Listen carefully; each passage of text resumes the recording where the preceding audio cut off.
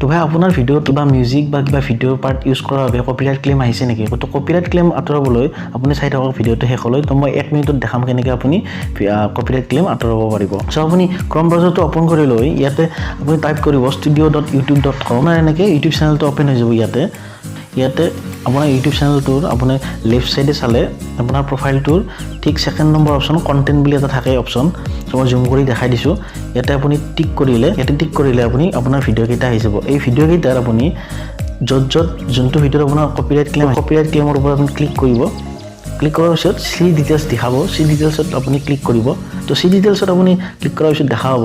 the content ID claim on Euro video' doesn't effect Euro channel তাৰ মানে আপোনাৰ চেনেলত কোনো ধৰণৰ এফেক্ট নকৰে বুলি আপুনি দেখা হ'ব নট এফেক্টেড এনেকৈ শ্লাইড কৰি আহিলে ৰাইট সাইডে তো আপুনি তিনিটা ডট দেখিব ডট তিনিটা আপুনি ক্লিক কৰিলে ইয়াতে ট্ৰিম আউটসাইড ৰিপ্লেচ সং আপুনি মিউজিকটো আপুনি ৰিপ্লেচ কৰিব পাৰিব মিউটটো কৰিব পাৰিব